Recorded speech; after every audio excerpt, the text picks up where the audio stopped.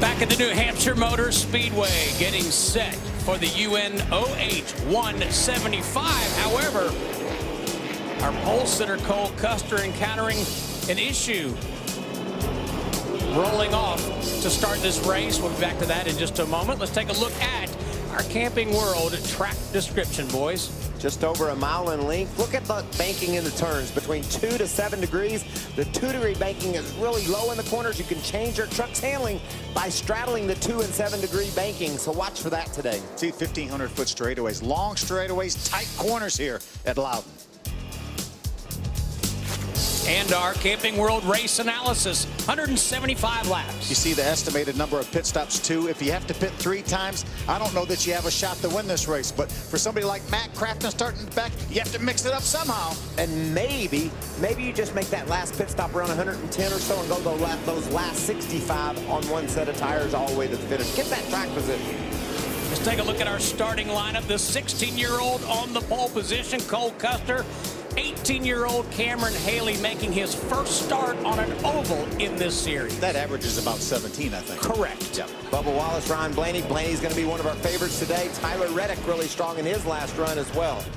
See, Eric Jones already a 2-time winner here in the series. How about I try to hit up John Hunter Nemechek? Let's do it. Having a little strategies talk there. Hey, John Hunter, it's Michael Waltrip up in the Fox Sports 1 booth. Do you hear me? Yeah, I got you. Well, young man, I heard you talking in some pre-race interviews about patience and keeping your head on right. Are you ready to exercise patience, or is it time to go as soon as you see that green flag in a serious way? I think you're going to have to go somewhat, but you're also going to have to be patient in order to be there at the end. It's going to be really hard to pass here, so you're going to have to work people over and pick them off one by one. I love what you're saying. The last time we were on a track similar to this, it was in St. Louis, and you led that race. You've got a truck here today you feel like you can have the same success with?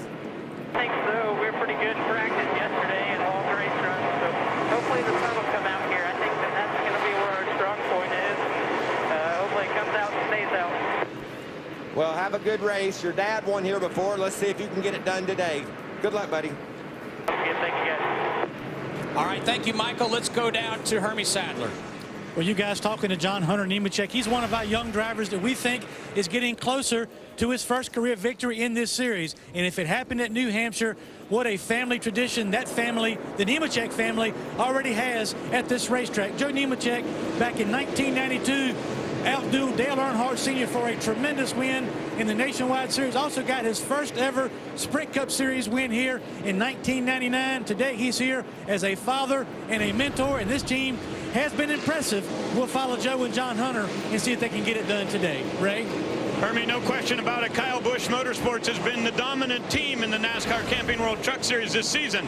Kyle Busch with 6 wins. Eric Jones got a win at Iowa and 2 for Darrell Wallace Jr.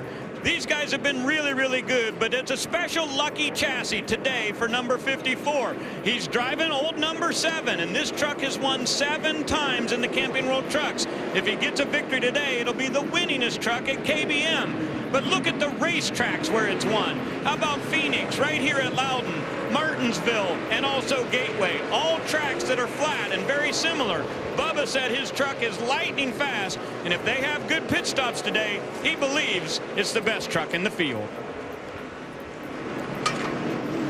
We will have some spectacular views from our onboard cameras. Let's start with Phil. We talked about it. Issues with a loose wire prevented our point leader, Matt Crafton, from starting up front or even qualify. But he can see every single truck from the back, and he will start his Menards Toyota from the very back. Gray Galding starting just outside of the top 10 in 11th place. He's driving the Krispy Kreme Chevy. How fun is that to have a sponsor like that? His career best last time out was 4th on the road course in Canada. See him roll from 11th. As we talked about, John Hunter Nemechek led laps and had a shot to win at St. Louis. He feels he has a shot here, and he will start his Smoke and Sear Toyota from the 10th spot. You like a flat mile? You want to pick a favorite? Look at this guy, Eric Jones. He won at Iowa this year, a track similar to this. He won at Phoenix last fall. He's starting 13th today in the Toyota Care Project Pink Toyota.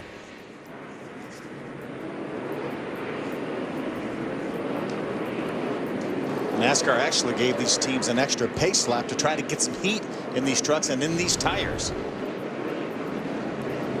Some of the superlatives here at the New Hampshire Motor Speedway. Rick Crawford and Terry Cook with the most starts. Now, in this field, Matt Crafton has the most starts with 11, but we've had 16 different winners at this racetrack, or 16 races, 12 different winners, not a single one of them here today. Yeah, we're definitely going to have a different winner today because none of the former winners are here. Pretty rare, too. Ready. Green. Green flag. Cole Custer leads the field down towards turn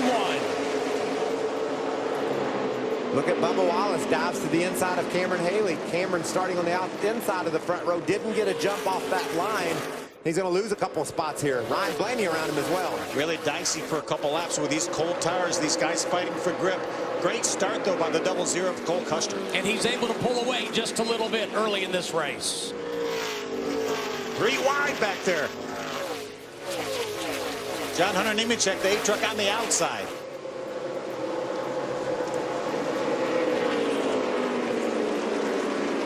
That's Mason Mingus that dives down to the bottom of the track, cutting off Ben Kennedy a bit. And look at Matt Crafton all the way off the racetrack. We talked about that 2-degree banking. He was down less than that underneath the yellow line off the track trying to make some moves early. How about his teammate, that white truck on the outside of the 98? That's Johnny Sauter. Already Matt Crafton within a couple spots of his teammate Johnny. Been a rough Saturday morning for the Thorsport team. They haven't had the speed. The point leader and second in points marred back in traffic early. This is some tense time, Phil. You talked about 3 wide. Trucks are a little bit loose right now on those tires. It'll be a real easy for someone to spin around and cause an accident. Heck, Tony Stewart, Greg Biffle, they spun out practicing their cut cars. I'm talking practice. This is the race, the real thing. Can they keep these trucks pointed in the right direction? How about Matt Crafton from last to 19th in 2 laps? That's Kyle Busch-esque, isn't it? Certainly is. How long do you think it'll take for these tires to hook up to the racetrack? I like where I'm at right now. 3 or 4 laps, they got enough heat in them to really go to town. And we're going to start seeing who has the best handling trucks, like Timothy Peters. That's where you're going to watch people make moves, Steve. When you see someone down on the inside, underneath that yellow line, down near the yellow line, that means their truck's handling good, they're turning good. Watch Peters get that thing pointed right there. He looks to the bottom of Haley. Haley, the 18-year-old from Canada. That's the 9 truck of Brennan Newberry in front of Cameron Haley. Nice job by Brennan Newberry. Good qualifying effort. Right now maintains a top 5 spot. So Timothy Peters took a look, but now he's back behind the rear bumper of Haley. That's Gray Galding in the 20 truck. How about right side of your screen, Matt Crafton going by his teammate Johnny Sauter. Matt's had the speed all weekend with that 88 truck. Johnny's been struggling for speed. We talked about at the top of the show how that Matt Crafton had a fast enough truck to make up the deficit that he was handed when he didn't get to qualify, but not Johnny Sauter. It's been a struggle for Johnny, and it's evident already. It's been a struggle also for Herman Quiroga in that 77. I told Ray Dunlap during qualifying they just don't feel like they're headed in the right direction. They don't look like they are either, Steve. That truck he's been struggling. We've seen a lot of speed for Armand this year. Tries the crossover move there on Crafton, but Crafton's going to take that spot away. Maybe Crafton's line is something that Quiroga can look at and see if there's any way he can do anything inside of the cab of that truck to make a difference. But so far, it's been tough for that team. Crafton already up into the 14th position from dead last, and he did that in just 6 laps. I like what I'm seeing out of that 88 truck right now. Matt Crafton, he's been able to march his way towards the front. Cole Custer, our leader right now, has been running some good fast lap times, but Matt Crafton's been pretty fast as well when he has clean racetrack, when he's not passing a truck or 2. There's your leader off turn 2. You can see how much ground already Matt Crafton is behind the leader of this race. Cole Custer making his way now down into turn 3. Ray Dunlap. Steve, at the top of the show, we noticed that he was sitting at the end of the pit grid. That's because they had no battery power on that Haas CNC Chevrolet, and they said, we'll get a push off. Cole was able to dump the clutch and get it fired, but they have now turned their brake fans on and tire blowers. So Joe Shear, the crew chief, said, keep an eye on that volt gauge and keep me up to date. Make sure our alternator's working and charging that battery. What do you think, Phil? They left a fan on or something between qualifying or rolling it to the grid and the time to start the engine, just run the battery down. Now, if that alternator's working properly, it'll charge it back up and be okay, but we're gonna need some brake fans. Talked about these long straightaways and the fast speeds, hard onto the brakes down into the corner. That's just crew chief Joe Shear in the middle of those three guys sitting on the pit box. Working on 10 laps. It's Cole Custer. It's Bubba Wallace. It's Ryan Blaney. We'll be right back. Back at New Hampshire Motor Speedway, Cole Custer, the 16-year-old, has led every single lap. But you're watching Matt Crafton making a spirited charge from the back. And he's running down there on that 2-degree banking and making ground, Phil. Not only did he cut down there to get an opening, he was able to hold his position tightly beside the truck he's racing. You know, right now he's knocking on the door of the top 10. If Matt Crafton is able to get up somewhere around 6th or 8th before the first pit stop, then he really doesn't have to alter his pit strategy because he will be pitting with those trucks he's going to be competing against at the end. Phil, he's battling John Hunter Nemechek right now for 7th. Look at that truck cut to the bottom. That is impressive, the way he mows up off that corner. There's John Hunter on his outside. Crafton to the inside. He's got to finish this deal, though. He's been hung on the bottom. There he goes. He makes his way around Nemechek. Dives in hard into turn 1. Slides up a bit.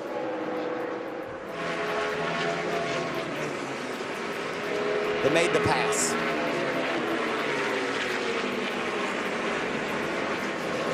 Let's go to Herbie Sadler. Well, Steve, we see Tyler Reddick on the racetrack battling with Gray Gaulding, and we talk about our young drivers, not a lot of experience. They can also get some help from the spotters. Listen to this radio communication between Tyler Reddick and his spotter. Man, no pressure, nice and patient. The closer you get, the tighter you're going to get, so roll that middle. Tyler, they were speaking to him about over-driving the corner, so they asked him to back the corner up a little bit, get the truck rotated a little bit quicker, and try to pick up the accelerator to get off the corner to try to make that pass on Greg Gaulding. But a solid start to the race for Tyler Reddick. That's the 8th spot right there. You see John West Townley looks like he's got him to the outside wall with that Zaxby's Toyota. See it pancake the right side of that truck. Ooh, that's pretty good damage. You can see the concrete embedded in the wheel there. That's going to knock the toe end off in the front. He'll have some trouble now. Another look at John West Townley. Just up out of the groove slightly. Looks like the truck really pushed on him late. Maybe got those right sides up out of the groove, and it just took off into the wall. Yeah, he was following Herman Quiroga. Herman was way up the racetrack as well, and John West went just a little bit wider than Herman and into the outside wall, and you can see how it's narrowed the right side of that truck up. Might have knocked the splitter down just a little bit down on the right there. Yeah, I knocked it down a lot, it looks like. Those are those adjustments you don't want, the ones you make yourself into the wall. The team can't do a whole lot about that. Maybe get a jack under that front and drop it on a block or something to bend it up when they get a pit stop. That's the lead right now. You can see that Cole Custer enjoys. There's the 2nd place truck of Bubba Wallace. See Ryan Blaney not too far behind Bubba. Just lap after lap, the top 4 have run about the same times, holding even. There goes Crafton around Tyler Reddick. He's up into the 9th position. So, and look, that's 8th right in front of him. So what a great early stint here for Matt Crafton. We knew that truck had a lot of speed in it, and it's a coming. When he has clean racetrack, he's able to match the speed of those top 4 or 5 trucks that you were talking about, Michael. 20 laps. That's incredible. 20 laps. That's a strong truck here. Again, as you mentioned, that's Kyle Busch-esque. That's exactly what that young man, that Kyle Busch dude, did last week in Chicago. Just drove through the field a couple times. Crafton another spot. He's just mowing through them. You know, we talked at the beginning about patience not being a virtue. Matt couldn't be patient. He had to go. Yeah. He needed, not only needed to make some ground on the track, but he also needed to challenge that truck and find out what adjustments he would need in order to be strong later. And he has I think it's a bit of an advantage over the guys that are running up front. He's figured out how to pass. He's figured out what his truck's like in traffic. That could be an advantage later. And he's done it without the bump and run. He's just done it with a superior truck right now. Well, when your truck is handling that good, you can go down off of the racetrack. You can go down low where no one else is running, opens up a whole new groove for you. Pretty smooth with that steering wheel right now. See, down to about 100 miles an hour in the center of the corner. 89.86, leader 94. That means his lap time was faster than the leader that time. And that's when you just have a smile come over your face thinking, I get there, I got these boys. Excess of 150 miles an hour down the straightaway.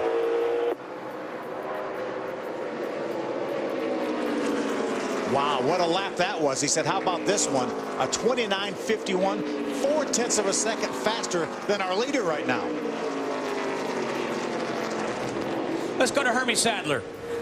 Well, we watched Johnny Sauter battling Ben Kennedy on the racetrack. We documented the struggles of Johnny Sauter this entire weekend. Started 18th up to 14th right now, but the further into this run, especially in lap traffic, the 98 of Johnny Sauter gets too tight. So looking for an air pressure adjustment and a possible track bar adjustment for Johnny Sauter when they get that truck to pit road.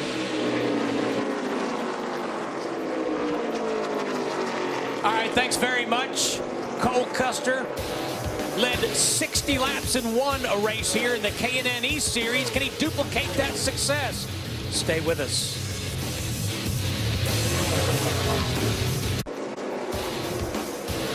Back at the New Hampshire Motor Speedway, Cole Custer has led all 29, now 30 laps, putting Tyler Young in the 02 truck a lap down. We have 19 drivers on the lead lap. There's John West Townley. That's Zaxby's Toyota. We saw him get into the fence off for turn number 2. He's the next victim for Cole Custer to be put a lap down. See, Cole's truck's pretty good. It can go right down to the very bottom when he has to in traffic. But as he works that traffic, look at the company he's about to receive. Bubba Wallace is cutting through traffic a little bit better. I've watched Ben Kennedy the last couple laps. He's been well down low on the track trying to get his way around Gray Galding. They almost made contact off 4 the last time. Looks like on him. He's running us all the way to the apron. Move on up. Come on, let's go. Don't take no crap here. There you have it. Don't take it. Whether the driver's being patient or not, I think the spotter's seen all he wants to see. And that's Jimmy Kitchens, a former driver, so he's been out there. He knows how it's done. And look at that truck of Kennedy cut to the bottom. That's a powerful move. That's the way you make passes. He just can't seem to get enough momentum off, but he can get under Galding. He just can't finish the pass. That's a battle for the 13th position. Kennedy takes a look. See him dip the left side, just below the yellow line. Phil, we've noted that the fastest truck lap after lap's been Crafton, but the second fastest truck and the guy that is running third now has caught Bubba Wallace. That's Ryan Blaney. Lap after lap, he's just about equal to Crafton. Crafton a bit better. Ray Dunlap. Steve, Bubba Wallace is making his first Camping World Truck Series start here, but he has run at this track 5 times in the K&N Pro Series East. He has a pole and 3 top 5, so a good bit of experience here. And moments ago, we listened into his radio with communication between he and his spotter, Freddie Dunlap. Looks like he's having to run it up the hill in the center. I'm not sure if he's free in, so he can't put the wheel in. Doesn't update you there, but it's definitely running up the hill in the middle a little bit, and then still struggling up off. They just gave him information about the 29 being right there. Blaney has been talking about being tight in the center of the corner, but right now he goes to the bottom of the racetrack with his Cooper Standard Ford and looks like he'll take over second place from Bubba. And he takes that spot away from Wallace. I was talking to crew chief Chad Gendrick or Ryan Blaney, and he said they were a little bit tight in the center, and he felt like if the track warmed up any, then it would free up a little bit, and he thought that would be right in their wheelhouse. He said that's the information they got from Brad from that first practice session in the Cup Series. You can see the damage there on Joey Coulter's truck on the left front. That's from John Hunter Nemechek. John Hunter got to the bottom of the track. Look, just gets loose and into the side right there of Coulter, rubbing that left rear tire. Here comes Johnny Sauter trying to take advantage of that contact as well. And Michael, Joey Coulter has lost 4 positions since that contact. We talk about how Johnny Sauter's been struggling. Believe it or not, there's more contact, and that's what the issue is right now. Johnny Sauter now up into the top 10. That's because 2 of them about wiped themselves out in front of Johnny, and he took advantage of that. That was the initial contact right there. This is when John Hunter's going to really get into the left front of that 21 truck. Looks like he maybe bounces off of Sauter and into Coulter. So slippery when you get up that high outside of the groove. Hermie, what is the 21 saying? Well, he was in a little bit of trouble even before that contact, Michael. His truck was tight on entry to the corner, and he made a brake bias adjustment. He took brake pressure off the front tires and added it to the rear of the truck, trying to free it up. But now he's been stuck in a little bit of traffic and has some contact, so they definitely need to get that 21 of Coulter to pit road. What do you think our leader, Cole Custer, Ryan Blaney, Bubba Wallace, Eric Jones, the guys up front, you think they've heard anything from their spotter about this path that the 88 of Matt Crafton is cutting through the field? Yes. Because they think life is good right now. They got the leader in sight. They're right up front, gaining lap time, but there's trouble a-brewing, and it's coming in the form of a yellow truck. And I think it's only reason their spotter would say something if Matt Crafton's running a little bit different line. They say, hey, the 88's one of the fastest, if not the fastest trucks on the track, and he's doing this. So they may want to adjust their line. Otherwise, I'd say not worry about it. You see Matt Crafton with all 4 tires down below the yellow line. That's John West Townley. John's been put a lap down. He's currently the first truck a lap down. The next truck to go a lap down is Jeb Burton. Jeb struggled here this weekend as well. You had Matt Crafton actually drive his truck during practice to see if Matt could make heads or tails of it. But Phil, I think it's interesting. The ThorSport team has been solid all year long. We see Crafton in the fastest truck in the field. Then you have Jeb Burton fixing to fall off the lead lap, and Johnny Sauter struggling to hang on to the back end of the top 10. How could there be such difference in those trucks? You would think there wouldn't be that much communication for that reason, because when obviously Matt Crafton's truck had a lot of speed, you would think the other teams would adopt that setup. But sometimes that setup wouldn't necessarily work for another driver, so that may be the issue as we go back to the lead. And take a look at Cole Custer right now with almost a 2.5-second lead over the 29 of Ryan Blaney. And he's led every one of our 40 laps. We'll step aside and go to a Fox Sports Live news update with Greg Wolf. All right, back at the New Hampshire Motor Speedway, you see Cole Custer in the 00. He's led all 47 laps.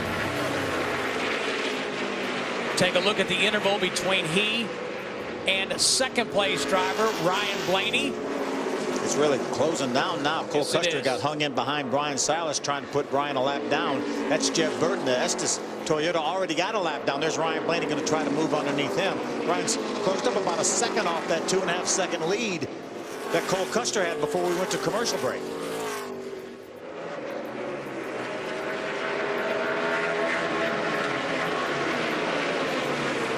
Blaney looks to the bottom. Wiggles a bit on entry, but able to get on the gas and keep it down in that low groove. He's going to make short work of Burton down into turn 1, I believe. Watch him dive hard in there. There he goes, and bringing Bubba Wallace with him. And Jeff gave him a break, too. And they needed that just to try to get even closer to Cole Custer. Eric Jones on board his Toyota, Toyota. Going to move by Jeff Burton as well. He's right now running in the 4th spot. All right, while we were away, trouble for Joey Coulter. We showed you that he made contact with John Hunter Nemechek. Here is that contact, guys. He just bounces off maybe a bit of Sauter right there. That sends Nemechek up the track, and Coulter was already almost out of the groove, and that knocked him all the way out. Bent that left front fender, Hermie Sadler, and caused him to have a flat tire. Well, there you see it, Michael. He did come down pit road. They took 2 left side tires only and some fuel to minimize the damage on pit road. So right now, the 21 of Joey Coulter, who has been fast this entire weekend, is currently 2 laps down. So he's hoping this race runs long enough for some of these other leaders to have to come to pit road. And Hermie, he was running 13th when he had to come to pit road to get that tire changed, that left front. Good battle among teammates for the 3rd spot. Eric Jones has taken over that 3rd spot from Bubba Wallace. Eric has been solid ever since they unloaded that pickup truck here in Loudon. And look at Brian Silas. He was able to hang on to the lead lap, battling hard with Cole Custer.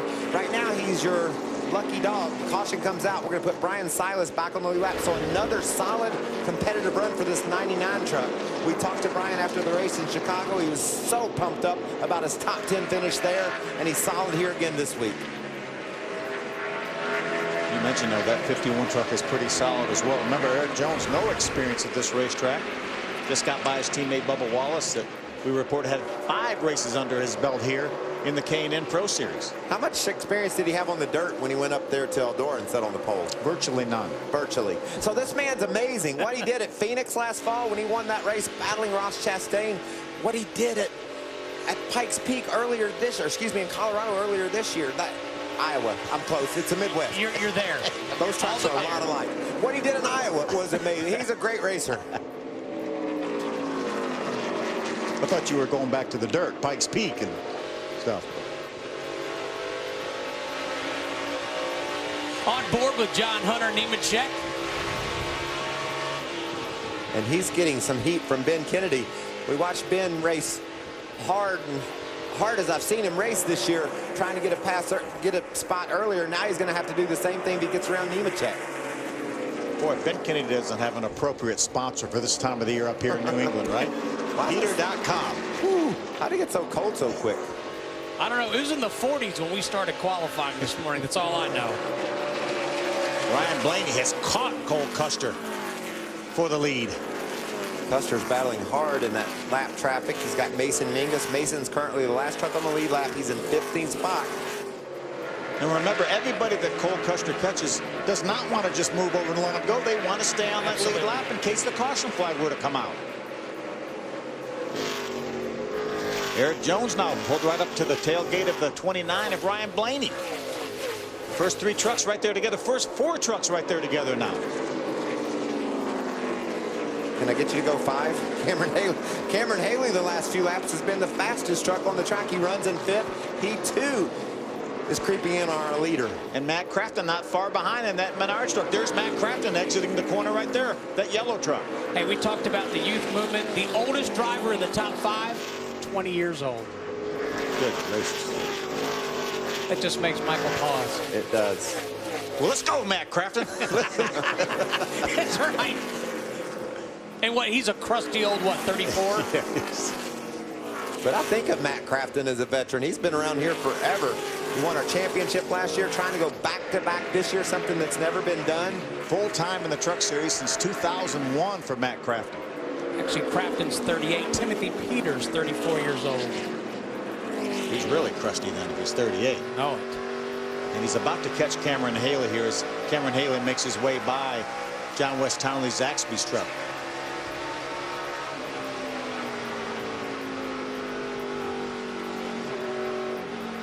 So Cole Custer's been the man in charge, the teenager in charge, I should say. He's led all 58 laps, 58 of 175. Stay with us here in New Hampshire.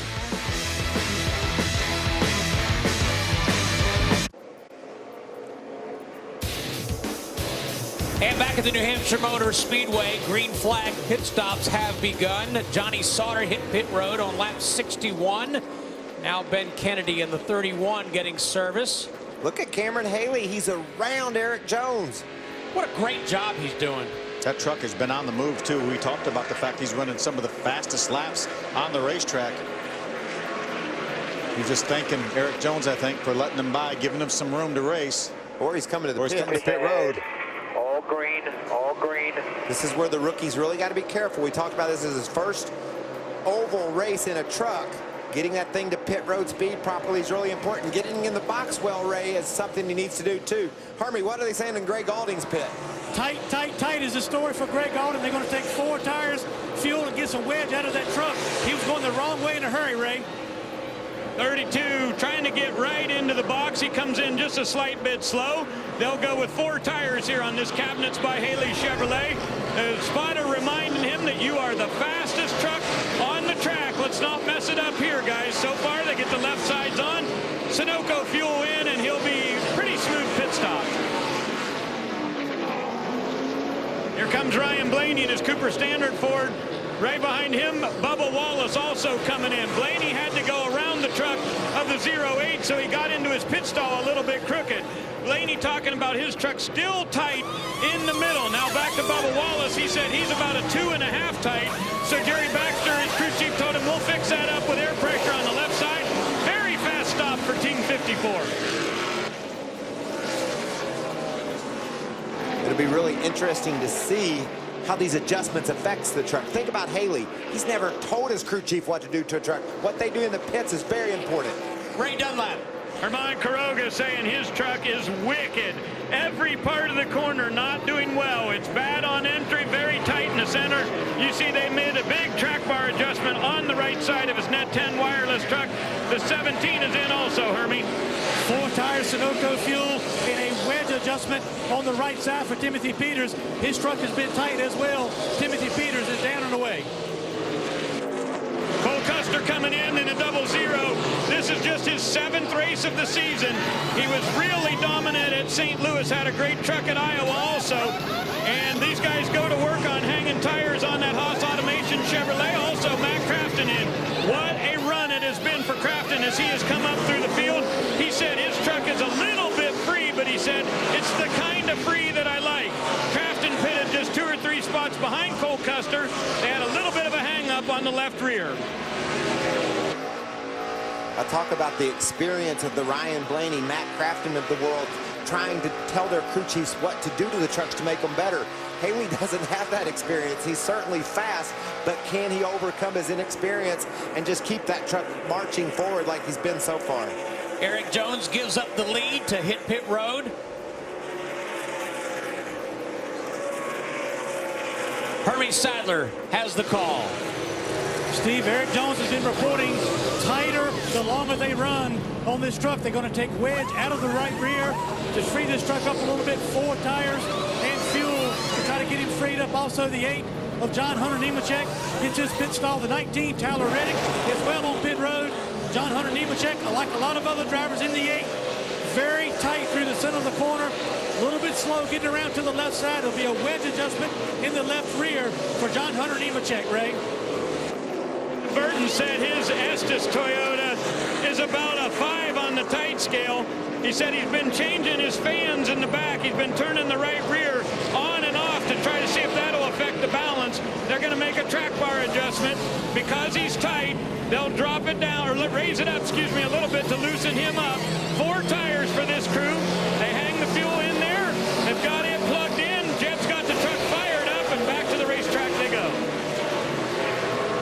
Look at Cameron Haley down to the bottom of the racetrack trying to take the 4th spot away from Darrell Wallace Jr. Cameron slides up the hill a little bit, was able to stay off of Wallace. Remember how good that 32 truck was at the end of the run. We'll see if he has short run speed here. Bubba Wallace's truck very good early on in a run. So as pit stops cycle through, Cole Custer back to the lead, followed by Ryan Blaney, Eric Jones, Bubba Wallace, and Cameron Haley. That cycle of pit stops was a real break for Joey Coulter. Remember, he was 2 laps down, had that flat tire. Now he's on the tail end of the lead lap. That's Coulter there just ahead of our leader.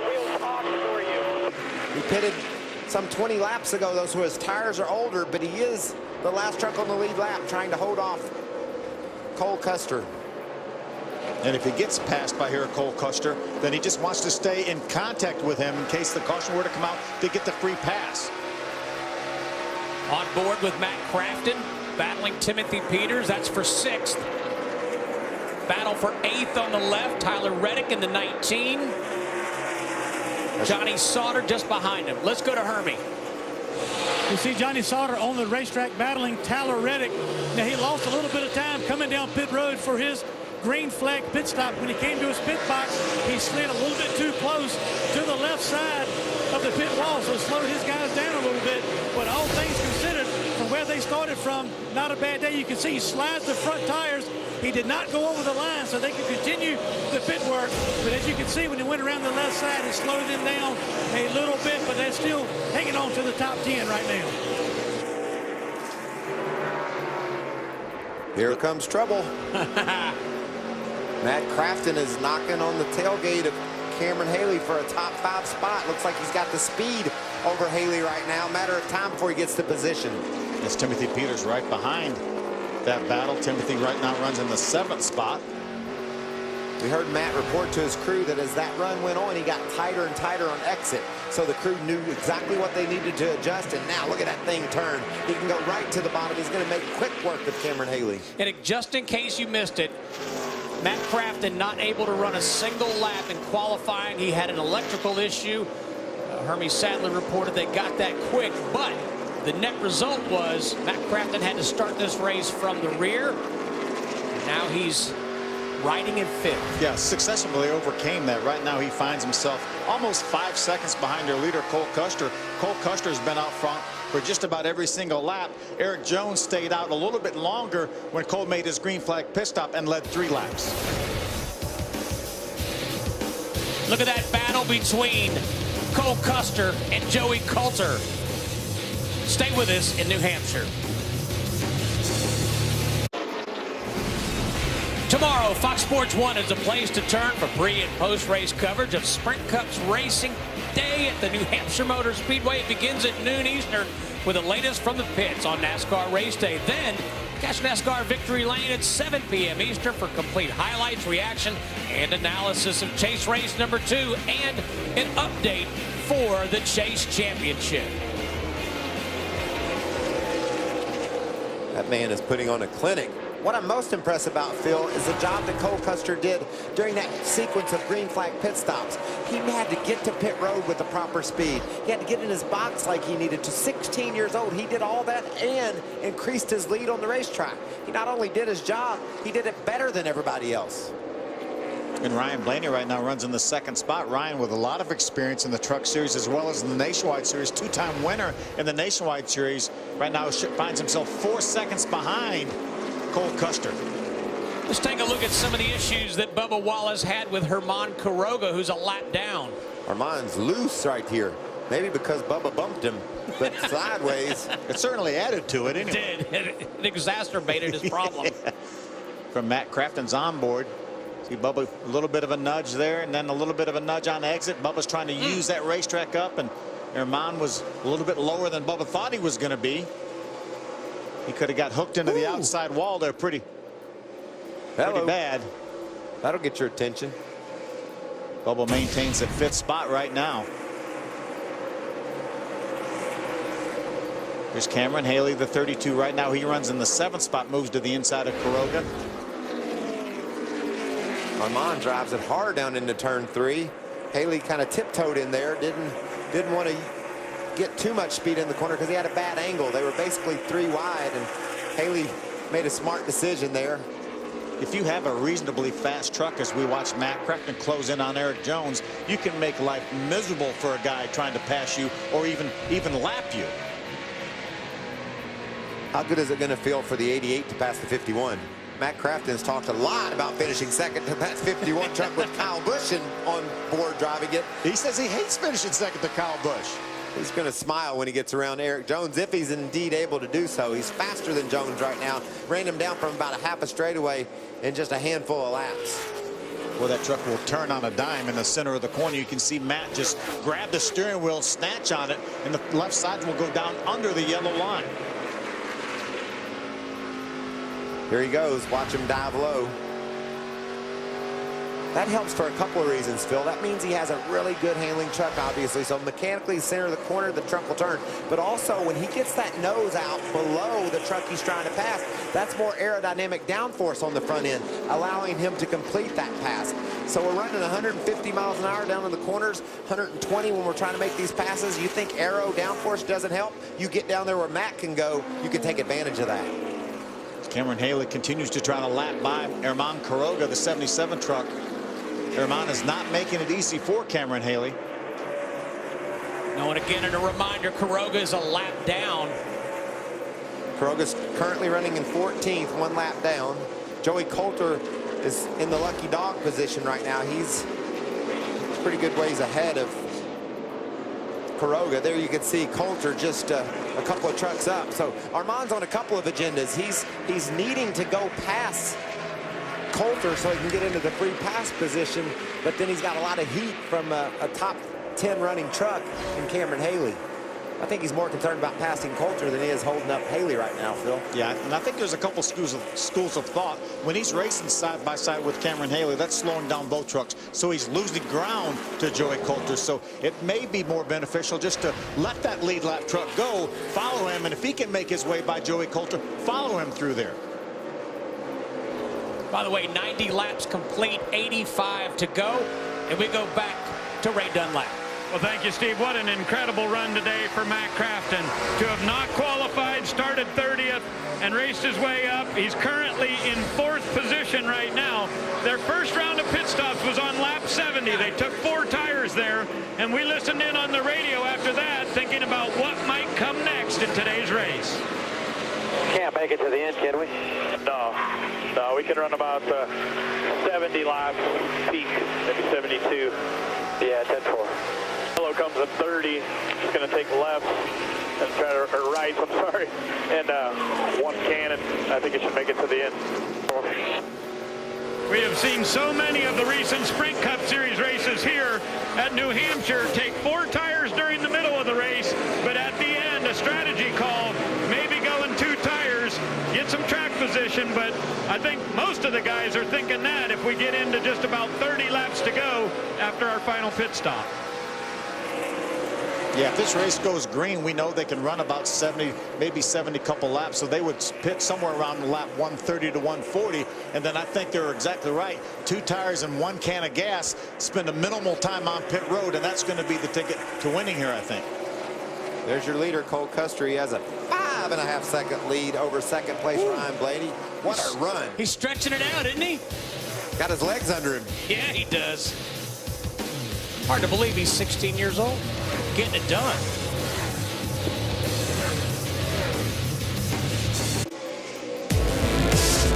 And welcome back to the New Hampshire Motor Speedway. 100 laps complete here, just 75 to go.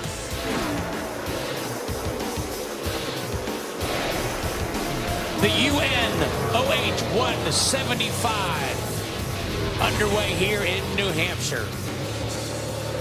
There's your leader.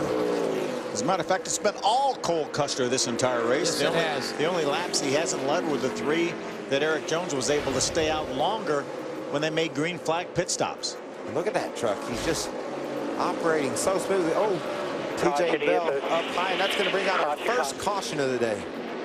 Boy, and this is going to be right in the window where they may or may not be able to make it from here. Wow. So the first and only caution comes out on lap 101. By the time the field gets slowed down, gets behind the pace truck, we'll probably have about 72 laps to go. And that's going to be right in the window of making it the rest of the way. We've had a few green-white checkers here in the past. Yep. Joe Shear Jr. trying to make the call right now. He's going to tell his gas man to make sure you pack that thing full in case this thing goes green the rest of the way. You got to come, don't you, Phil? Oh, yeah. Oh, yeah, coming. you're going to come, Yeah. for sure. We're going to come. We're going to get 4 tires and gas, I believe. I believe we'll get 4 here because we're going to try to make it all the way to the finish. That was the longest green flag stretch ever to start a Camping World Truck Series race here. As I said, this is the 17th event for this series. Longest ever to start the race. Look at the top of your screen, you see TJ Bell. Looks like he may have had an issue. Maybe a tire went down there and just truck went straight. There it is right there. He makes a little bit of contact. He got to slow down a good bit before he got to the safer barrier. Still left some debris out there.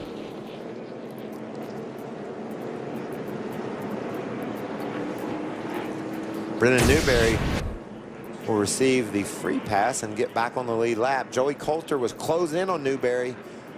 Has a fast truck. I think if Coulter could get back on the lead lap, he could contend for a top 5 spot. We saw that accident, that run-in he had earlier in the race, causing him to have a flat with John Hunter Nemechek. Nemechek remains on the lead lap. He's in the 11th spot. Coulter, remember, he was the first truck to pit because of that flat left front tire. So he's gone almost 60 laps since his pit stop. So he really couldn't run but about 10 or 15 more laps. Yeah, Coulter hit pit road on lap 44, currently working lap 102. Let's go to Hermie Sadler.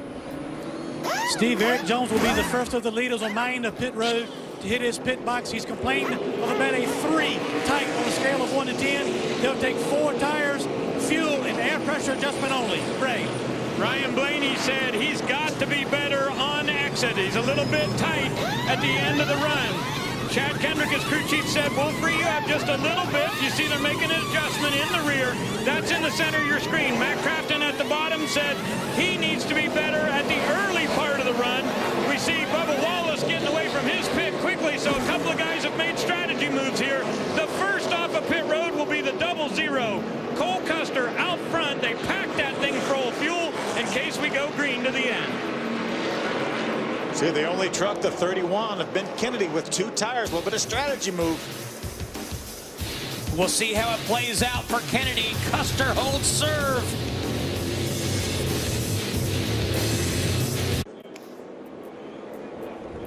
All right, pit stops are complete. Light is off atop the pace truck. That means we're going to go back to green flag racing with 70 laps remaining. Ready, green. Good start by Custer. Got a push from Bubba Wallace down into turn 1. Eric Jones to the inside. Jones took a look, but he just could not hang there on the bottom. Look at Ben Kennedy on that 2-tire strategy stop. Matt Crafton is going to take him 3 wide off turn 2. Yeah, we should note Kennedy restarted 4th by virtue of taking just 2 tires on that pit stop. I think he was the only truck that did. Jeff Burton was the only truck to take the wave around to move back on the lead lap. So we have 13 drivers on the lead lap. I like that call by Burton. Gives himself a chance here, 30 laps or so of cushion to run before he's going to need some gas. And look at this intense action. Things are just going to continue to heat up on these restarts. Could get a quick caution for Burton. Remember, Ryan Blaney came in the pits running up front there. Now he's back behind Johnny Sauter, battling with him around the 10th spot. We talk about track position, maintaining track position. Cole Custer did it, and Ryan Blaney did not.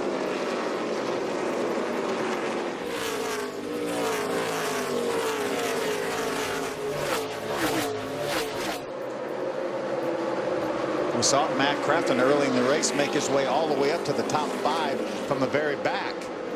But once he got to about 4th, he kind of stalled out a little bit. It gets harder to pass these guys the closer you get to the front and the more similar they are to your speed. And we've heard Crafton say, now that I've caught him, I'm tight on exit. Gets his truck up behind another truck, and he just can't get that turn that was working so well for him early in the run. But I do like the way that truck looks. He's able to just tuck down a little bit lower than the rest of the guys, and that'll pay off.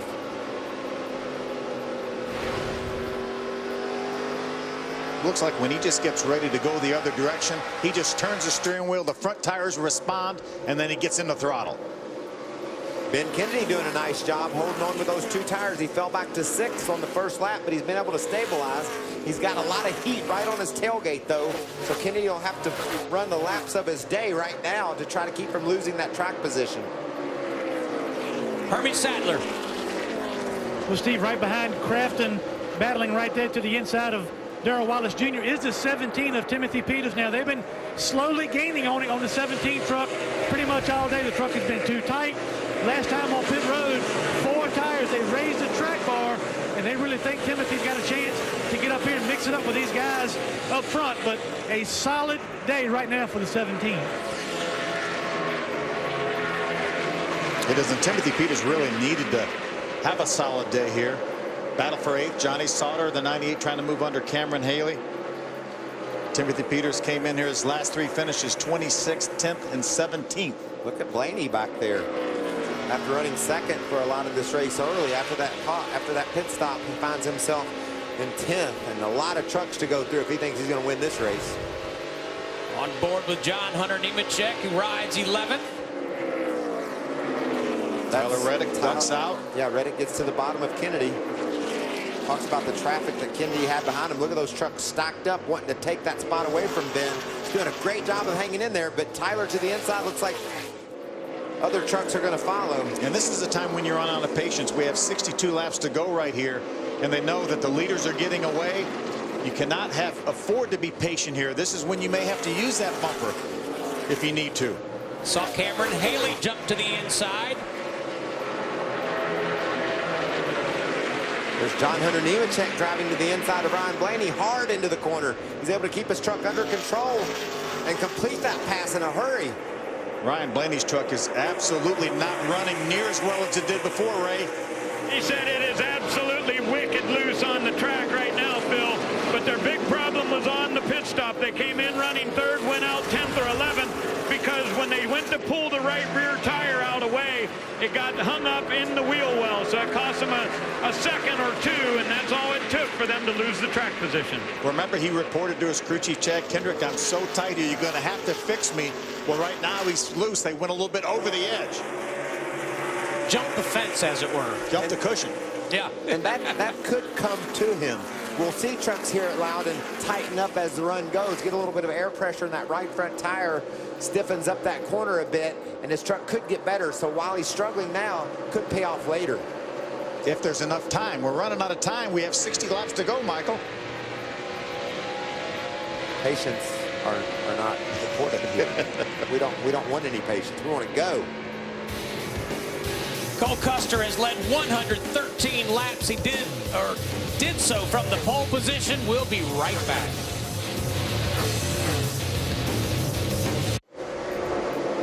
Cole Custer continues to lead. 122 laps in the books, 53 remaining.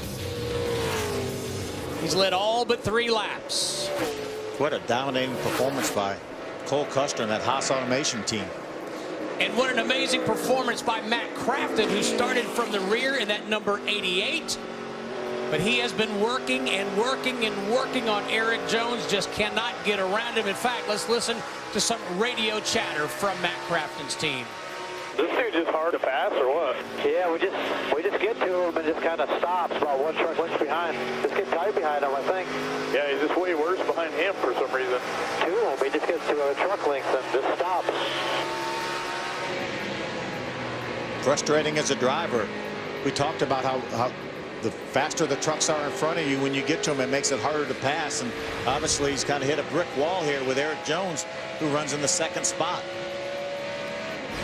Hey, you see that Project Pink there at the back of Eric Jones' truck? That's a good cause. It's a foundation whose mission is to provide financial assistance to uninsured or underinsured women in active treatment for breast cancer. They've helped 48 cancer patients. For more information, you can go to kylebushfoundation.org. There you see Project Pink. Racing for a reason. That's Yes, a great sir. cause. You're right, Steve. And it's good to see those causes in NASCAR. Very caring community, people giving back. We're all just thankful we get to race. It's nice when folks show their appreciation. Yes, indeed. This is a battle for the free pass position here. Armand Quiroga right now, the 77 truck has it. Greg Gaulding, the 20 truck, right behind him, as well as the 21 of Joey Coulter. Man, and it looks like both Coulter and Gaulding can close right up on Quiroga, but they just can't make the move. Quiroga runs a good lap or 2, puts a little distance on him, and then he'll slip up a little bit, and here comes Gaulding. So far, no contact, but I've been watching that battlefield. When you're a lap down and you know you're just 1 bump away from being back into contention, that bump sometimes is something you can't help but make. Inside of 50 laps to go now, so time is running out. Quiroga, Gaulding, Coulter 1 lap down. Mason Mingus, Brian Silas 2 laps down.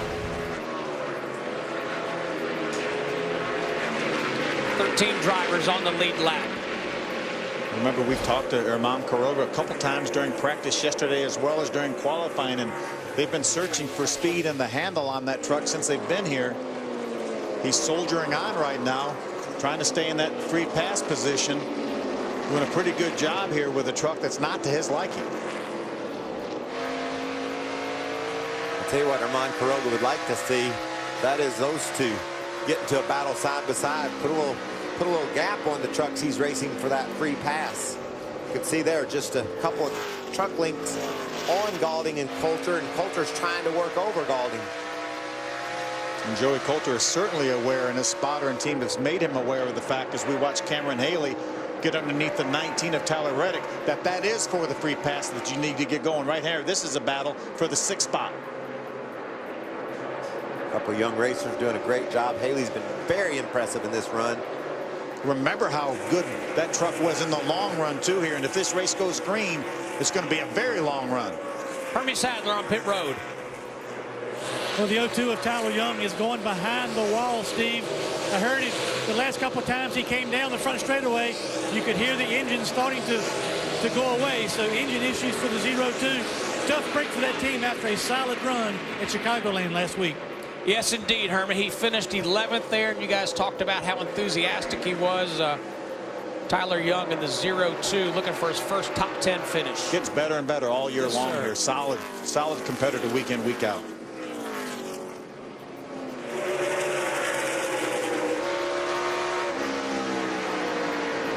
There's Gaulding with the heat from Joey Coulter still. Coulter's able to look just a little bit lower on exit, as you can see there, than Gaulding, but just can't quite get the grip to make the move. It's a really strong battle they're having. Coulter really drawing up on him going into 3. But you see Gaulding able to stretch away a little bit going down the front stretch.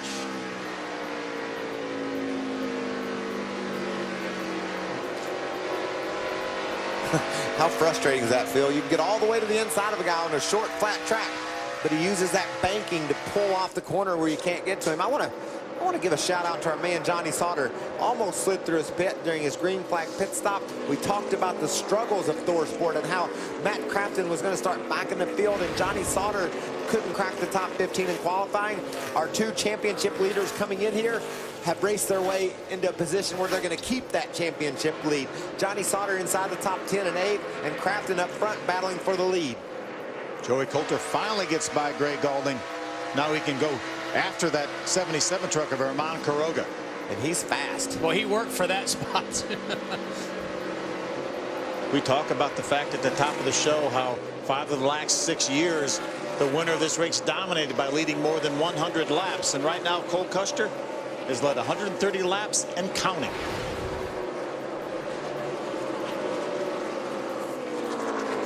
Just 42 laps remaining here at the New Hampshire Motor Speedway. There's your battle for second. Matt Crafton, the fastest truck the last couple of laps around this racetrack. You know, Michael, to your point, they came in here, Matt Crafton did, with just a 5-point lead over Johnny Sauter. Listen, we're running out of time. There's just 7 races remaining in this points battle. And we should mention Matt Crafton trying to become the first driver to win back-to-back championships in the Truck Series. He's a championship kind of racer. He'll give you all you got every day, and best finish, not going to overdo it. 40 laps remaining. Stay with us.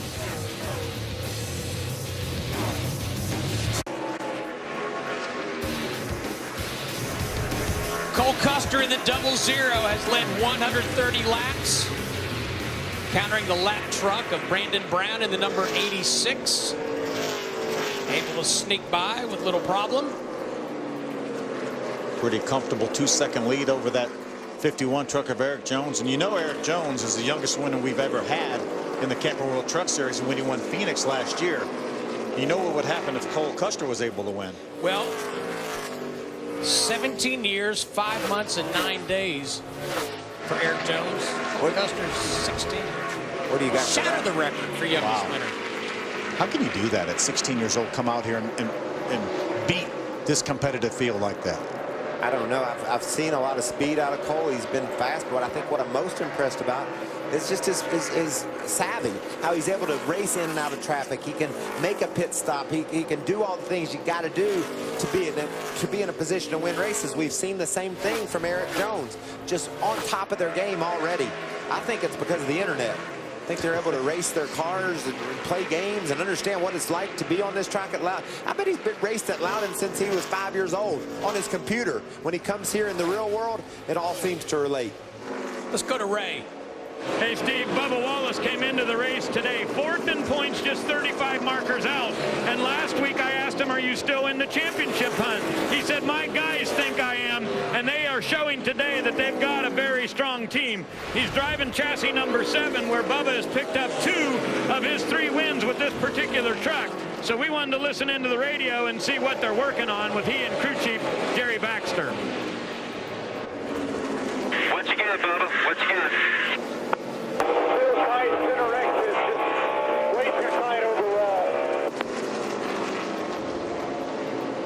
Jerry Baxter just gave me the signal a few moments ago. I said, will you pit if you get an opportunity here? He said, if we get inside 25 laps, I think we've got to stay out and keep the track position. So yellow, check, watch it coming down the hill here. 63, check up, check up. Oh, 63. Check up, right here in front of you. J.R. Hefner hard into that outside. Ooh, a lot of damage to that number 63 truck. That's the Miller's brother machine. Tough break for them. He got the rear clip. He was running 22nd. That 9 hit him hard in the door going in the corner. So second caution out. All right, driver.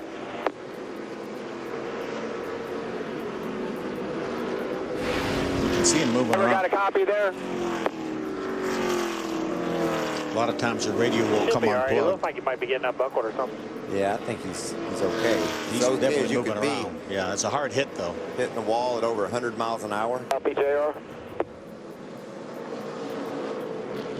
This is a decision time. We heard Jerry Baxter say anything within 25 laps, we stay out. Keep your track position. How about we got 30? What do we do now? That's not within 25 laps. I think the guys outside the top 5 got to come to pit road, try to make something happen.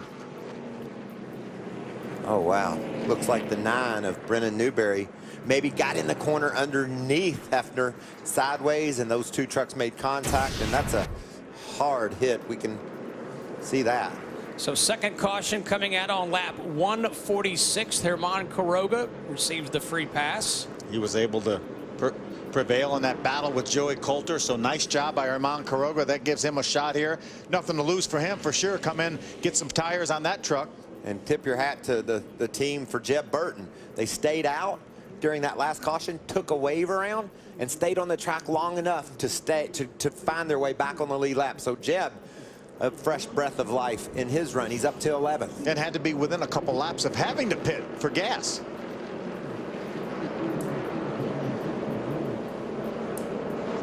See JR climbing out of that truck and walking towards the ambulance. Number 00, Phil. Do we pit or we stay out? We stay out. We definitely stay out. If we're Eric Jones, we stay out. Matt Crafton, I think anybody right now in the top 5 or 6, I think you have to stay out on the racetrack for track position. And they're coming down pit road, but Eric Jones is staying out in the 51. Eric Jones, the only lead lap truck to stay out. But Cole Custer, Matt Crafton, Two Bubba tires, Wallace. though, right? Absolutely only 2 tires for sure. Let's get 2. Hermie. 19 of Tyler Reddick comes to his pit stall. His truck is a little bit on the free side. They took a little bit of wedge out of the right rear. They're going to take 4 tires and try to gain some spots at the end of this race, Ray. Bubba Wallace took right side tires, but as Jeff Burton was coming in, there was a slight contact there, slowed him up a little bit. Crafton went with 2 also, but our top running truck, the 00, went with 4 tires, I believe, guys. Don't like that, Ray. He did go with 4 tires, Ray. We're going to restart this race with less than 25 laps to go. He's had the dominant truck, but I'm not sure he's going to be able to overcome the track position. We talk about the track position. He's not going to have it. Look at Bubba Wallace trying to make his way out of the pit, and here comes Jeb Burton in. Just slight contact. Bubba trying to get out of his pit. Jeb trying to get in his pit. I don't think that will damage either one of those trucks. Oh, that's so tight. Look at that crew scrambling to get their work done. Jeb must be just nearly over that line in the front. The right rear doesn't have to be inside the line, but the right front does, and the left front can't go over the line either. Well, that changes things, doesn't it? Yes, it does. We'll see how it plays out right after this.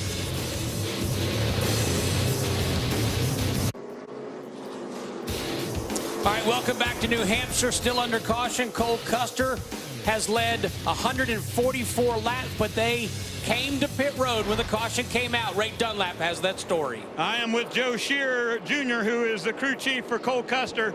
You went with 4, everybody else with 2. You still think that's the right plan? Well, I think we have the best truck here, so I did the safe move, and I really hope it does prevail. But I'm kind of doubting that right now, but we'll see how good he is, because the truck's really good, and he's really good. Okay, so he's thinking they might have a good enough truck to make it through the traffic. I think he's wishing right now that he would have done 2. Well, Kyle Larson watching this race in the Sprint Cup Series. Coach Lott just said 00's going to have to get his elbows up. Green flag. How about this restart? Look at Bubba Wallace down on the inside of Matt Crafton. Look who's coming. 3 wide up the middle. Here comes Cole Custer. This is the time to do it. You don't want to waste any time. Is that Eric Jones against the outside wall? Look at Ryan Blaney forcing the issue as well. He's going to dive to the bottom of the track. Tyler Reddick with some damage to the left front of his truck. A very hectic restart. A lot of tire smoke from the 19. We'll be fine,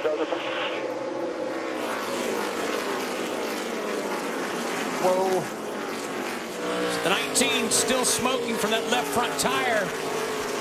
51 truck right in front of him, got into the outside wall. You see he's damaged. Remember, no tires on that 51 truck. That's more damage than we saw earlier to Coulter's truck, and it blew that left front tire. So I don't like where Tyler Reddick is right now. So Matt Crafton has the lead with 21 laps remaining after starting from the rear of the field. Matt Crafton's crew got him out of the pits first of everybody that stopped. He was able to start on the high side of that 51 of Eric Jones, and he was able to get the advantage on the start. I'm sorry, he was on the inside, but look at the advantage he gets. More than likely, the 51 truck spun his tires on that initial restart. You got to like that move by Bubba Wallace. He knows you got to go. Oh, we got to spin. Armand Caroga's around in turn 4. Keeps that truck going. Oh, he's coming to your inside, coming to your inside. I thought the 86 truck of Brown was going to take him out. He was carrying a lot of speed into that accident scene. All right, it's time now for our Camping World 20 to go, and that's what we have remaining right on the button. Armand Caroga spins on lap 155. Third caution of the afternoon. There's that flat left front. A lot of damage to that truck. Tyler Reddick will have to come to pit road. Front only and what a pull break that for Reddick. away. The spin by Caroga saved Reddick. Absolutely. We saw that tremendous amount of smoke from that truck. We didn't feel like that left front tire was going to last, and it went down at the opportune time here while the caution flag was out. I'll tell you what I think about this Camping World 20 to go. It's going to be hectic. Yes, sir. Reddick was running in the 8th position. Cole Custer's going to start in the 2nd row now. Eric Jones to pit road to get some tires. That team obviously doesn't like their decision to stay out. Hermie. Eric Phillips told Eric Jones on the radio, I thought more trucks would stay on the racetrack, meaning he thought he should have come to pit road last time for tires. They do come this time. 4 tires and fuel. They'll try to get as many as they can in the final 20 laps.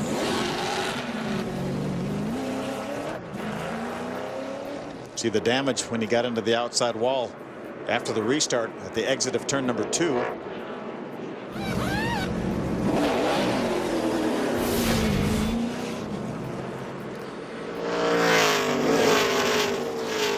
See Armand Caroga tries to work to the inside. Jeb Burton makes a little bit of contact, then tries to keep that truck off of Jeb's truck, and around it went. Whoa. How about this job of spinning it around, though, and keeping it going in the right direction? Great job by Ben Kennedy to make a decision to go to the high side and miss the spinning Caroga. And Greg Gaulding on the inside. And we saw Eric Jones get into the wall also on the restart. Remember, no tires on that 51 truck. He's already had 4 trucks pass him. By the time they get to turn 2, just got a little bit wide, bounces off the outside safer barrier. Just can't get it turned. You hear how soon he was out of the gas. He knew he didn't have a hope of making that turn. Just a couple of feet out of the groove, you find those tire marbles that have all rolled up there, and you just lose control. Those are the tires off of the 51 truck. They look well used, don't they? Certainly the sidewalls are used up. But he has 4 fresh tires on right now. Finding his place in line.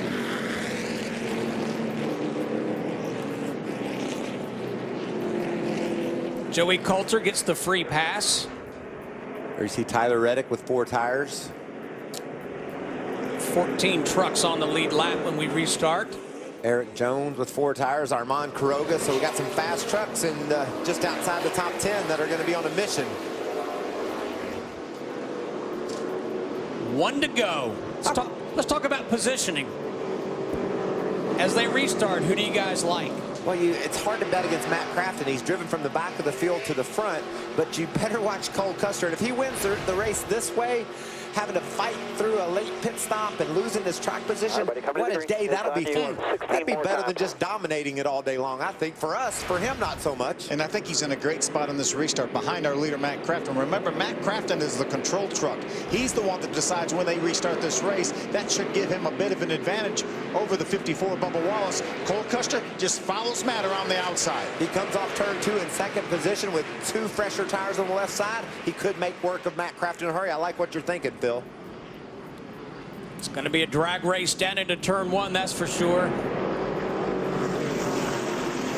We've been known to see a little contact in situations like this. Indeed. Pace truck is off.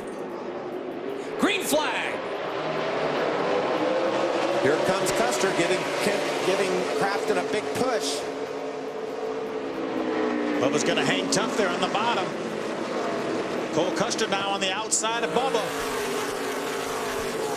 Oh, got to be careful when you get on the outside of someone if they don't give you room. Get up in that loose stuff. Here comes Custer now to the bottom. Bubba pulls down to pull the block on Custer. Ooh, contact. Blaney's around from Timothy Peters. Hold on to it. Caution out again. Right, we didn't hit anything. We need tires, though. Need tires. Talk to us. You didn't hit anything, right? Fourth caution. Blaney running in the 5th position. I mean, we went over 100 laps in this race, the first 100 laps without a caution flag. Longest stretch ever to start a race here at New Hampshire. And we've had 100 here in the last few minutes. I'm nervous. Timothy Peters loose on the inside of Blaney. Certainly no intent there. Racing inside the top 5 late in the going. It's getting crazy here at New Hampshire. Stay with us.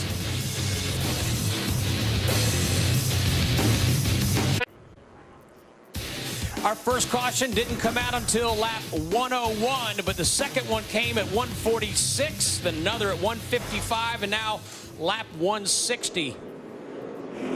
Drivers will be given 1 to go. Sorry, Michael. Ryan Blaney spins around after contact from Timothy Peters. Look how close those guys were to trying to win this race. Instead, Blaney around, he came to pit road. I think those were used tires they put on the 29 truck, though, Phil, but better than flat-spotted tires. Yeah, I think this is his 4th pit stop. So these guys only had 4 sets of tires for the race. The set they started on the truck, 3 in the pits.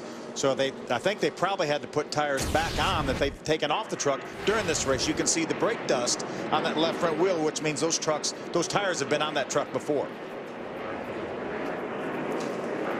Had a chance to cool off a little bit. Be a bit of an advantage, but yeah, these tires really aren't losing that much speed, so I don't think he's going to have much of a problem other than the fact right now he's so far back with just 11 laps to go when we restart this race. Timothy Peters was able to hold on to a top 5 spot after spinning Blaney out. So Peters is in the same position that Custer was on that last restart on the outside of row 2. It's a good spot to be.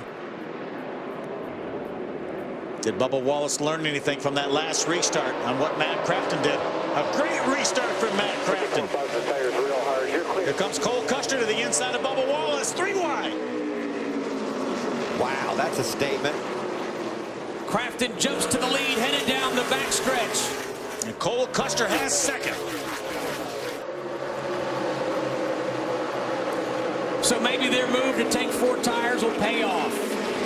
Well, that was an impressive restart. He jammed that truck down into turn 1 and took that spot away from Bubba Wallace. And now he's going to heat up Matt Crafton. We saw Crafton catch trucks earlier and not be able to make the move on them. Said he just couldn't make the move. Can Custer get it done? He's that close to becoming the youngest winner in the history of this series. Just 10 laps, 10 miles to get it done. Matt Crafton has to be mistake-free the rest of this race.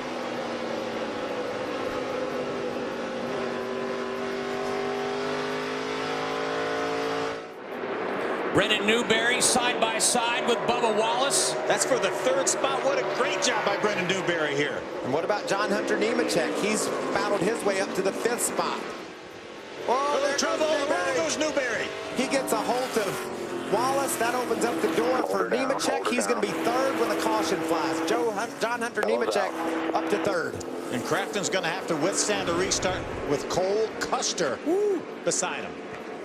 Guys, it just got loose already. I was doing all I can to hold on to it. I didn't drive it in hard or anything. So Newberry side by side with Bubba Wallace. Can't hold it down. He goes around. We'll be right back.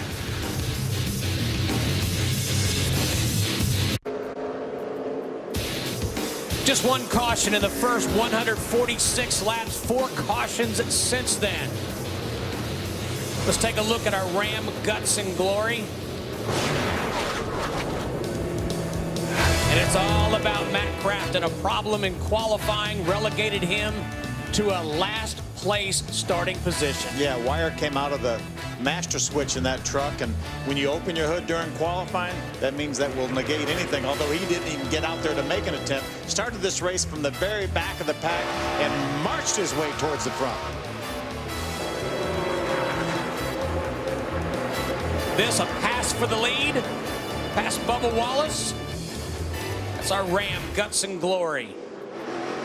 Now he has the dominant truck that will restart beside him here with this restart with probably 4 laps to go when they get the green. Cole Custer dominated this race, led 144 laps, took 4 tires on his last pit stop.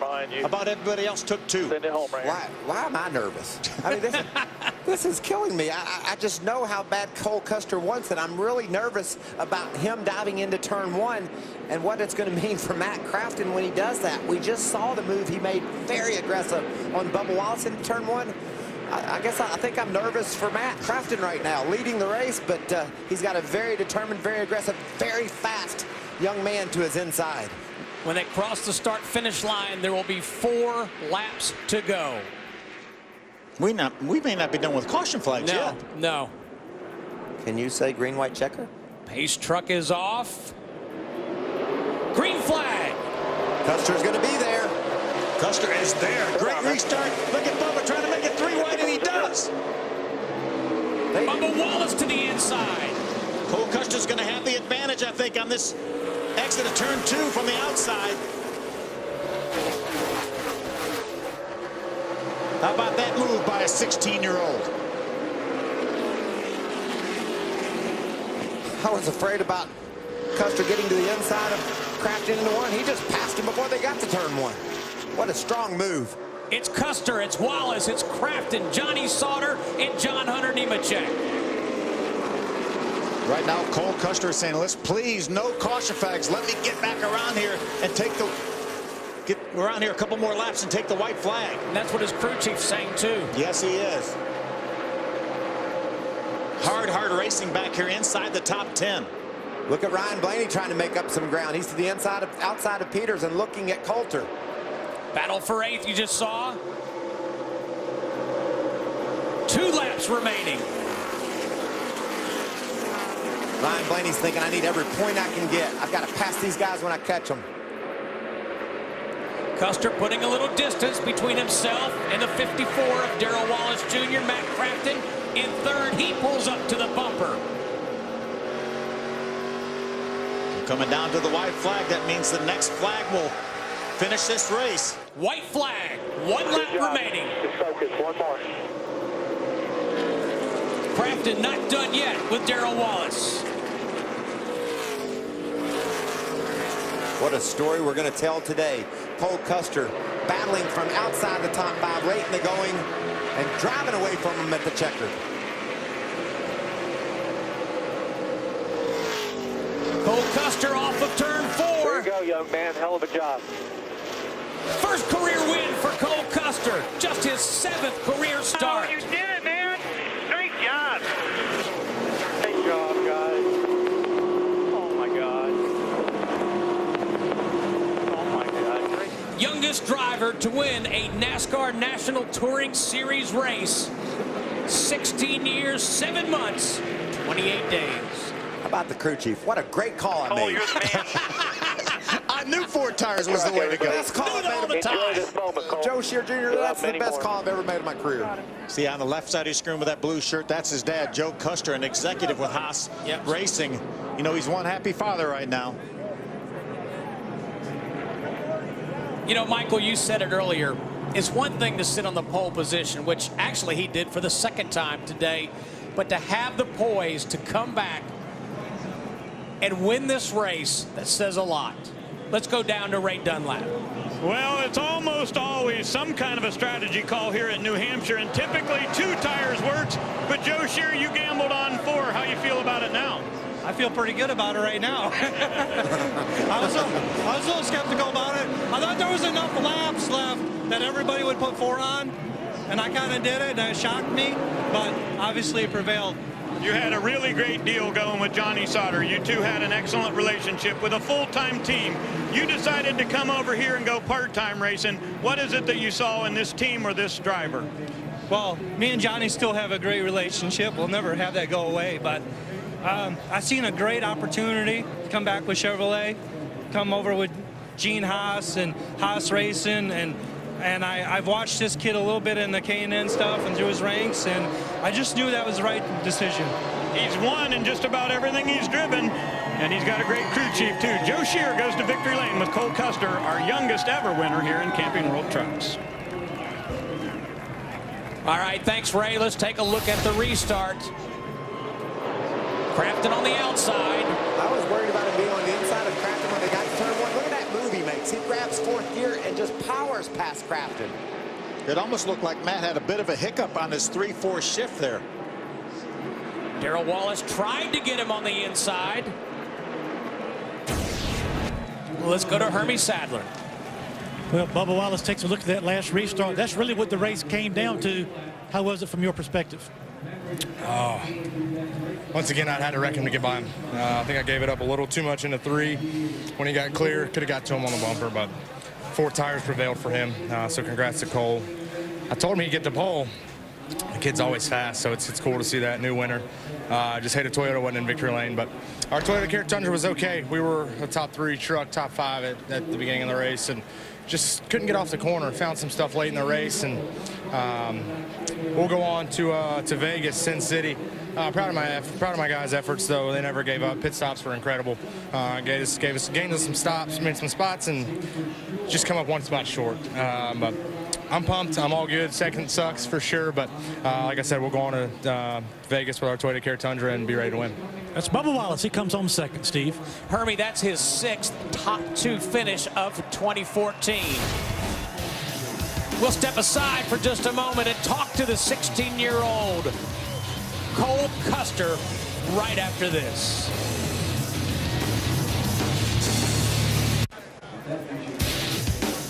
History made here today at the New Hampshire Motor Speedway. Cole Custer with the win. Hermie standing by with a guy who made a dramatic charge to the front from the rear. Hermie? Well, Steve, you're right. He did. He started 30th, drove to the lead. He came down to the last restart. What happened from inside of your truck? Just got beat. Like I said, I spun the tires, and I couldn't get it in 4th gear, to be totally honest. But I mean, once I spun the tires like I did, I was screwed right there, and that's where I couldn't get it in gear, and then everybody got a run on me. Said, my bad. Matt Crafton, a solid day, comes home 3rd. Very disappointed. Thought he had a chance to go to victory lane, Ray. Oh, Cole Custer is going to climb out of this number 00. 1 year ago this week, he won a K&M Pro Series East race right here at New Hampshire, and today, in just his 7th start in the NASCAR Camping World Truck Series, he comes to victory lane at the age of 16. Cole, no question about it, you had a dominant truck today. Joe Shear said he was happy about that part, but a gutsy call for 4 tires at the end. How worried were you when you had to restart 7th after that pit round? I was really worried. I mean, it was so hard to pass even lappers, so I mean, I couldn't believe we got through all of those guys. I mean, it's just the air affects it so much, and I can't believe we had some great restarts, which helped us a lot. And I mean, without Gene Haas and Haas Automation and Barry Smith and Chevrolet and Turner Scott Motorsports got their first win of the year. They've been giving us great trucks all year, and I just can't believe it's happened right now. Let's take a look at the final restart here on the monitor. I know Rick Corelli did a lot to help you get through these restarts, but you got a great jump here on Crafton. Yeah, I mean, I don't know if he missed a shift or I don't know right there, but I guess I cleared him, and I timed it pretty right. I would have beat him to the line if I didn't hit the brake, and then I mean, I had to it was hard racing getting back up there. I mean, it's just so hard to pass. I had to do whatever I had to do to get up there. So, I mean, just a great race. I mean, my guys just did a great job. You started racing go-karts when you were 4. You've come up through and won in just everything. But did you believe you could get to victory lane this quickly in the truck series? Never. I mean, I've been coming to these races since I was really young, and I've looked up to this series and everybody who races in this series. And I could never imagine being here racing and even winning a race. I mean, I can't even explain how amazing this is. All right, congratulations, Cole Custer, our youngest winner ever in the Camping World Trucks. He's going to enjoy it here with his crew in Victory Lane at New Hampshire. Now let's go back down the other end of pit road and check in with Hermie. Well, Johnny, you guys started towards the back and seemed like the first part of the race, not much progress, but towards the end of the show, you got up front and mixed it up top 5. Did you guys improve your truck? What kind of strategy did you have to get that top 5 finish? Well, it's amazing. I'm proud of Jeff and all the guys at ThorSport on this next aerospace Kerberger's Toyota. We qualified 18th, and I thought, oh boy, it's going to be a damn long day. But, you know, we moved the track bar 5 inches on each side and, you know, had it pretty much hanging out the rear package tray. And I got it really good on them long runs. We were actually one of the fastest trucks is what they kept telling me lap time-wise. At one point, they said we were 18 seconds behind the leader and got it down to 9. So just couldn't fire off like I needed to. But I hate it. I don't know what happened on that last restart. I just hate that a ThorSport truck didn't get to victory lane. But I don't know. Just been kind of the story of my year. I've just been struggling to get going. And we seem to finish well. We're just not quite there. So I don't know what the hell I need. I am as confused as I've ever been. But nonetheless, proud of everybody at ThorSport. Great day. Top 5 for Johnny Sauter. All right, thanks a lot, fellas. Let's take a look at the updated point standings. This story on the points is all about ThorSport. They came in here when the green flag flew. One of them was 18th, the other one was last. They battled their way to the front of the field, 2 top 5 finishes. That is an example of how you become champion in the NASCAR Camping World Truck Series. A couple tough breaks for Ryan Blaney there. Got turned around there late in the race. Now he finds himself 24 points behind. Darrell Wallace held serve here. He was within 1 spot of Matt Crafton, so he's only 35 behind. Still has a shot at it. Let's go back to the garage and Hermie Sadler. Well, a smile from John Hunter Nemechek. 3 6th-place finishes, and now you've knocked your first top 5. Congratulations. Thank you. Yeah, it was a good run today. We overcame a lot of adversity that we had to go through in the pits, and we didn't have the perfect truck when we started out. I was a little bit nervous about qualifying, but we overcame that, and we qualified better than we have been here lately, and it showed today. But I got to thank all my guys, SW and Gunrunner, everyone that came on board this weekend, Sid and Donna Malden for all their help. Say Sauter and I had a good battle there a couple times, so it was definitely a fun race, and I can't thank everyone enough. He's sharing his truck with his dad. His dad has a 3rd-place finish, but as John Hunter pointed out, he said that was fuel mileage. This was a solid top 5. It sure was, and youth was served again here at the New Hampshire Motor Speedway. We'll be back to wrap things up. Stay with us here on Fox Sports 1.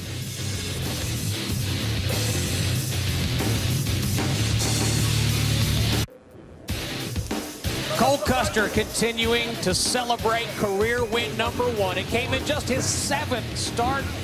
It's also win number 199 for Chevrolet in the Camping World Truck Series.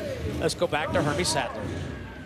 Awesome day for Cameron Haley. You qualify up front, finish 6th. How much did you learn today racing with this field of drivers?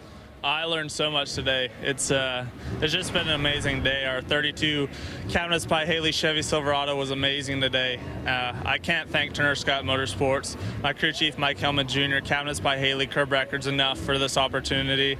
It's something you dream about as a little kid, and I've been saying it all day, but I truly mean it. It was an awesome experience, and I can't wait to get out here and do it again.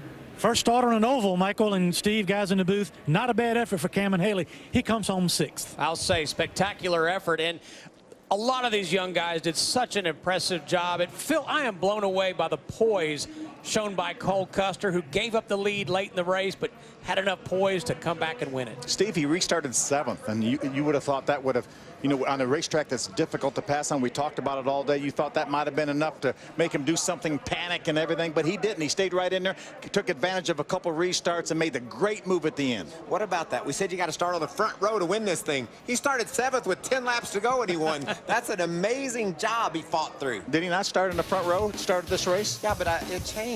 Oh, okay. It's fluid. Everything's changed. It's organic. panic. Moose at the front gate should have told you so. 10 of the last 12 races have been won from the front row here at this racetrack. That's right. We've got to put an asterisk by this one, though. Hey, just a reminder, the Rhino Linings 350. We'll be back with you next weekend from the Las Vegas Motor Speedway at 10 p.m. Eastern. Coming up now, college football with Rob Stone.